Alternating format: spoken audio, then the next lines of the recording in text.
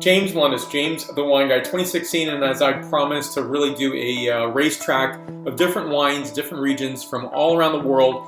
And so what we have next is New Zealand. So stay tuned for this review of this Pinot Noir.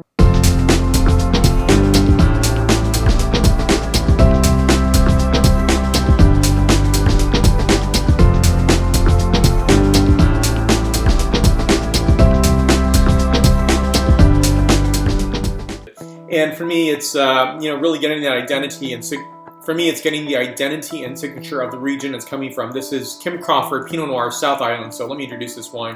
To me, I think this is a really gorgeous wine. Kim Crawford Pinot Noir, South Island, New Zealand, 2014 vintage, which this is really referring to are primarily two regions. That's Marlborough and Central Otago. And back label for your review here, you're going to see that this is a 13.0 ABV wine, and I really am enamored with Pinot Noir. And I'm going to do another video, and the focus of that video, and I'm not trying to take away from this wine right here, just a comment, is there's some varieties that I really want to like, and I just can't. I've reviewed these other varieties before, and no matter how I slice it, dice it, whatever, it just doesn't appear to be the wine variety for me. And I think that's okay. I think that, to be fair, I've really questioned, should I bring that out? Because, if I review those wines, people are going to say, well, you don't really like them, so therefore you're not going to review them fairly. But ultimately, I try to take myself out of the equation to taste wines, review them, give them a point score, but also put myself back into it. So it's a really hard mix. But I think a lot of wine reviewers may have that position. In fact, I do know that. And but a lot of us don't call that out. Maybe we should.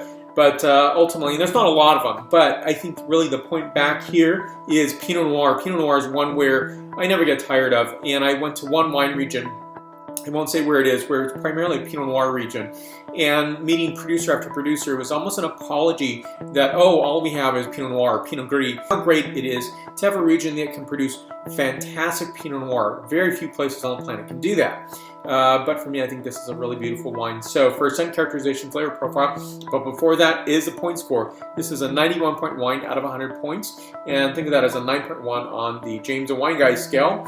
So here we go for scent characterization. So notes on this include violets, rose petals, black cherry, crushed red candy, and next, the flavor characterization. I'm really loving that this wine is 13.0 because ultimately you're tasting the Pinot Noir. Some regions can't get away from that based on weather patterns and so forth.